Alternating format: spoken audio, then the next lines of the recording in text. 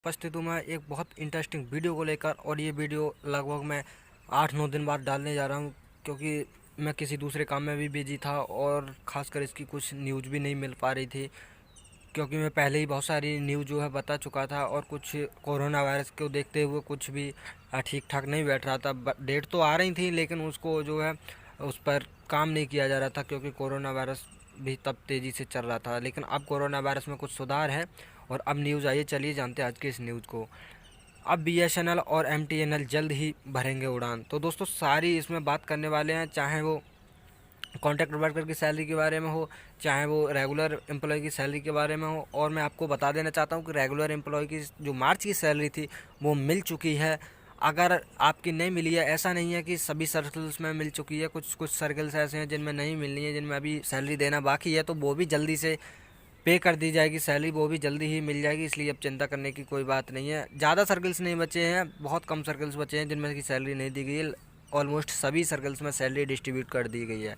यहाँ तक कि आप जिस वीडियो को देख रहे हैं तो आपके सर्कल्स में भी शायद सैलरी डिस्ट्रीब्यूट कर दी गई हो। तो चलिए दोस्तों जानते हैं आज की न्यूज़ को। BSNL employees salary.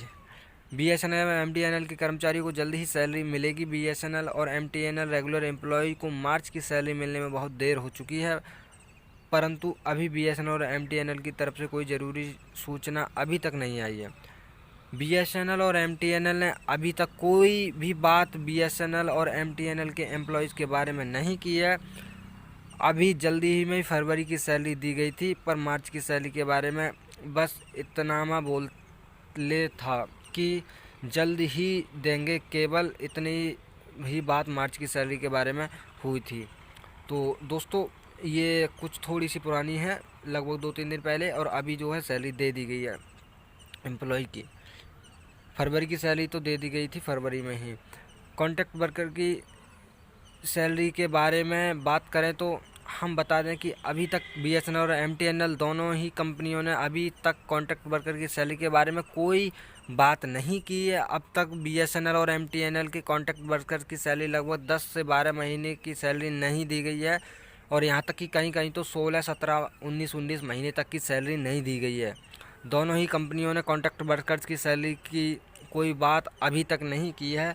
और दोस्तों बता दूं, पहले एक न्यूज़ जारी की थी, द इकोनॉमिक्स टाइम से बात हुई थी, तो उसमें जो है उन्होंने एक प्रेस जारी की थी, उसमें कॉन्ट्रैक्ट वर्कर की सैलरी के बारे में स्पष्ट लिखा था। लेकिन कोरोना वायरस को देखते हुए लॉकडाउन हो गया, बहुत सारे काम जो है बाधित हैं। केवल यही नहीं, बहुत सारे काम भी बाधित हैं इसको देखते हुए, तो उसकी सैलरी का जो है फिर टाल दिया गया है। अब पता नहीं, देखते हैं कब उसकी सैलरी दी जानी चाहिए। तो कुछ समय पहले, लगभग 15 दिन पहले, बीएसएनएल के सीएमडी ने बीएसएनएल कॉन्ट्रैक्ट वर्कर्स के लिए बारे में कुछ बात की थी, जिन्होंने बताया था कि कॉन्ट्रैक्ट वर्कर को जल्द ही सैलरी दी जाएगी, परंतु उन्होंने ये कुछ नहीं बताया कि किस तारीख को सैलरी दी जाएगी। परंतु अभी फ़िलहाल में बीएसएनएल और एमटीएनएल कॉन्ट्रैक्ट वर्कर्स के बारे में बिल्कुल भी नहीं सोचा है। कॉन्ट्रैक्ट वर्कर की सैलरी अगर मिलने की संभावना के बारे में बात करें तो फ्यूचर में बीएसएनएल और एमटीएनएल एम्प्लॉयज़ की सैलरी की बात करने की संभावना है। तो दोस्तों जो उसके रेगुलर एम्प्लॉय हैं उसकी सैलरी देने के बाद की संभावना उसकी है। उसकी सैलरी दे दी जा चुकी है मार्च की, और ये अप्रैल भी बीता जा चुका है, अब बीतने वाला ही है। और इसको भी देखते हैं कब सैलरी मिल पाती है, इसके बाद ही कॉन्ट्रैक्ट वर्कर को सैलरी मिल पाएगी। बीएसएनएल और एमटीएनएल 4G नेटवर्क के बारे में बात कर लेते हैं। दोस्तों 4G का बहुत ज़्यादा इशू चल रहा है, लोगों के लिए इसकी बहुत ज़्यादा रिक्वायर्ड है 4G की, लेकिन उनके लिए 4G नहीं मिल पा रहा है और वो जियो से ही काम चला रहे हैं। और जियो इतनी अच्छी सर्विस नहीं दे पाता है, क्योंकि मैं जहाँ से बिलोंग करता हूँ वहाँ भी जियो की बहुत ज़्यादा स्पीड कम आती है नेट की। तो देखते हैं जल्दी ही ये 4G चालू हो जाएगा। और दोस्तों मैं बता दूं आपके लिए, 1500 करोड़ रुपए मांगा भी था, बीएसएनएल ने मांगा था कि जो इसका ऑयल है, जो टावर है, उन पर गार्ड रहते हैं, और कॉन्ट्रैक्ट वर्कर का जो पैसा है इसको ऑपरेट करने के लिए 1500 करोड़ रुपए मांगा था।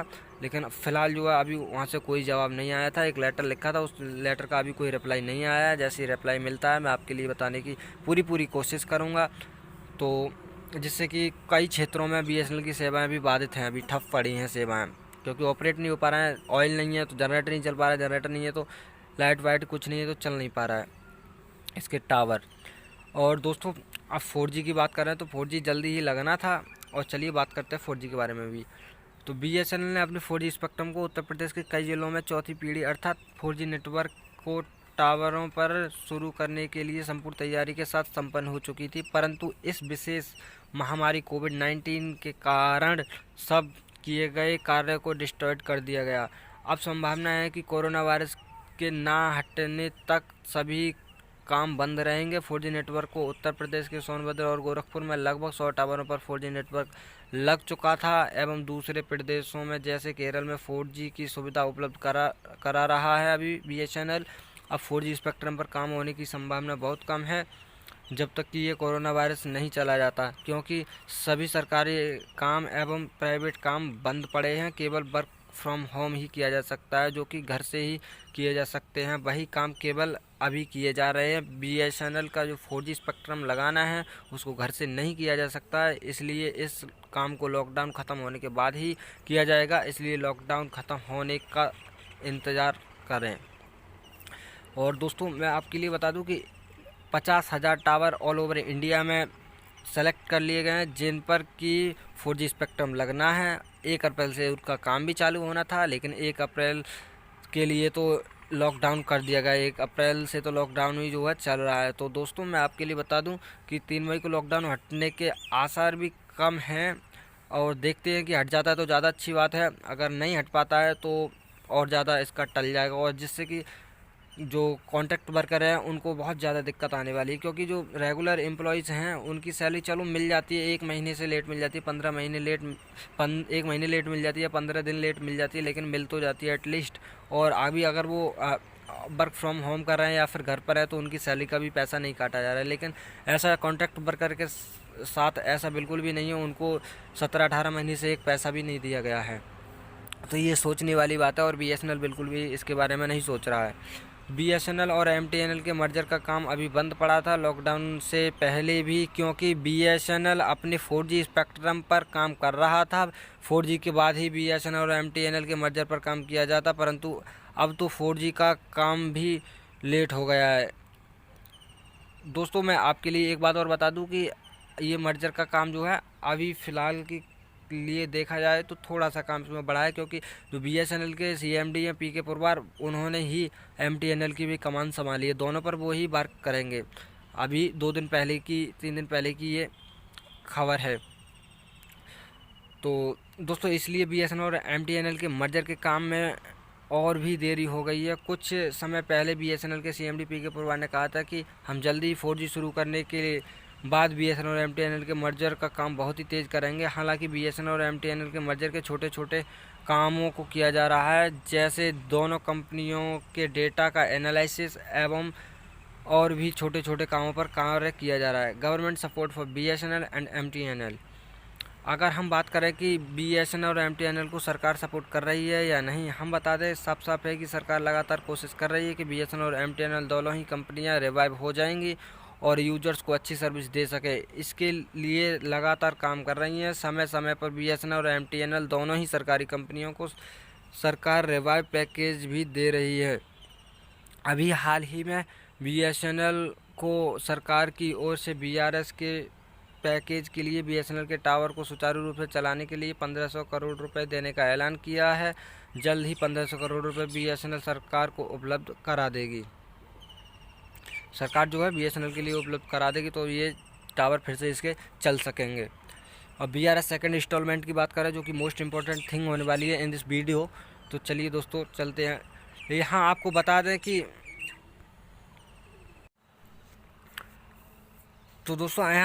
दें कि गत वर्ष अक्टूबर में सरकार ने एक रिवाइवल प्लान तैयार किया था, जिसमें कि BRS स्कीम को भी शामिल किया गया था। दिसंबर महीने तक आवेदन मांगे थे। 2019 में दिसंबर के महीने में 3 दिसंबर तक आवेदन भी मांगे थे, जिसमें कि BSNL की लगभग 69,000 कर्मचारियों ने आवेदन किया था। और साथ ही बता दें कि MTNL ने भी BRS के लिए आवेदन मांगे थे, जिसमें कि 15,000 कर्मचारियों ने आवेदन मांगे थे। आपको बता दें कि MTNL यानी महानगर टेलीफोन निगम लिमिटेड, जो कि बॉम्बे और दिल्ली में सेवाएं देती है, तथा BSNL यानी भारत संचार निगम लिमिटेड, जो कि दिल्ली और बॉम्बे को छोड़कर देश के अन्य सभी राज्यों में सेवा देती है। सरकार ने BRS की इस योजना को अमल में लाना शुरू कर दिया और BSNL की लगभग 69,000 कर्मचारियों को और वहीं MTNL के लगभग 15,000 कर्मचारियों को। दोस्तों बता दें 15,000 कर्मचारी नहीं थे, जो कि कुछ कम कर्मचारी थे, थोड़ा आंकड़ा इधर उधर इसमें शायद हो गया है इन लोगों से। 13,900 कुछ कर्मचारी थे को 31 जनवरी 2020 को रिटायर्ड कर दिया गया था, जिसके कारण BSNL को सेवा देने में परेशानी उठानी पड़ी, क्योंकि कहीं कहीं कर्मचारियों की संख्या पर्याप्त न होने के कारण सेवा बाधित हो गई, जिसका असर सीधा इसके रेवेन्यू मॉडल पर भी पड़ा। कर्मचारियों की रिटायर्ड करने के बाद सैलरी पर जाने वाला खर्च तो कम हुआ, लेकिन सेवाएं भी बाधित हुई। बता दें कि BRS का पैसा 2 भागों में देने का फैसला लिया गया, जिसमें कि पहली किस्त को कर्मचारियों को मार्च में दे दी गई और दूसरी किस्त दिया जाना अभी बाकी है, जिसके बारे में BSNL के CMD ने अभी कोई खास बयान नहीं दिया है। BSNL की जो CMD ने बस इतना अभी कहा है कि BRS की दूसरी किस्त जल्दी देंगे, कोई भी स्पेसिफिक डेट नहीं बताई है। BSNL और MTNL के फ्यूचर के बारे में दोस्तों, इसके फ्यूचर के बारे में देख लेते हैं कि क्या इसका फ्यूचर रहने वाला है। बहुत सारे जो हैं एम्प्लॉयज़ हैं इसके, जो कि मेरे व्यूअर भी हैं, सब्सक्राइबर, वो कमेंट करते हैं और मुझसे पूछते हैं कि सर ये बताइए कि हमारे लिए जो है इसमें अस्तित्व में रहेगा BSNL या नहीं रहेगा, हमारे लिए जॉब करना सही रहेगा या नहीं। BRS के टाइम पर बहुत ज़्यादा लोगों ने पूछा था मुझसे कि हम जॉब करें या छोड़ दें। तो चलिए अब इसमें देख लेते हैं। अगर हम बात करें BSNL और MTNL के आगे आने वाले समय में BSNL और MTNL क्या अपने आप को फिर से एक अच्छी और प्रॉफिटेबल कंपनी बना पाएगी, तो हम साफ बता दें कि आपको जिस तरह से BSNL और MTNL अपने आप में संभालने की कोशिश कर रहे हैं, अगर इसी तरह से लगातार काम करते रहें तो BSNL और MTNL एक अच्छी और प्रॉफिटेबल कंपनी जल्दी ही बन जाएगी। सरकार भी लगातार BSNL और MTNL को फिर से रिवाइव करने की कोशिश कर रही है। अगर आगे भी कंपनी अपने काम में अगर तेज़ी लाएगी तो ज़्यादा टाइम नहीं लगेगा इन दोनों कंपनियों को उभारने में। लगभग BSNL और MTNL को अभी 6 महीने लगेंगे। तो दोस्तों और BSNL के टेंडर के बारे में बात कर लेते हो तो BSNL का टेंडर अभी जल्दी ही में होना था, परंतु कोरोना वायरस के कारण BSNL और MTNL का टेंडर नहीं हो पाया और बहुत सारे काम ठप पड़े हैं। BSNL और MTNL का टेंडर 8 मई को होने वाला था, परंतु कोरोना वायरस के कारण इसकी तारीख को बढ़ाकर 23 मई कर दिया गया है। दोस्तों 15 दिन और लेट कर दिया गया है BSNL का 4G का टेंडर जो लगना था। तो दोस्तों सब कुछ कोरोना वायरस कर रहा है, क्योंकि डेट लगातार बढ़ती जा रही हैं और इसी कारण ये कार्य सारे बाधित हैं।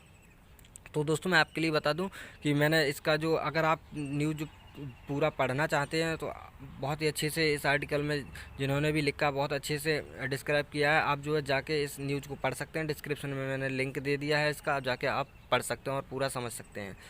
तो चलिए दोस्तों मिलते हैं एक नई वीडियो में। अगर वीडियो अच्छी लगी तो वीडियो को लाइक करिएगा यार, और अपने चैनल के लिए, जो मेरे चैनल के लिए सब्सक्राइब तो करिएगा ही, और अपने दोस्तों के साथ वीडियो को शेयर भी करिएगा, ताकि जो आपके साथी एम्प्लॉयज़ हैं उनको भी पता चल सके कि क्या कंडीशन फ़िलहाल चल रही है, कब तक सेकंड इंस्टॉलमेंट मिल जाएगा, क्या क्या है BSNL के बारे में। चलिए दोस्तों मिलते हैं एक नई वीडियो में, तब तक के लिए अपना ख्याल रखिए। बाय दोस्तों।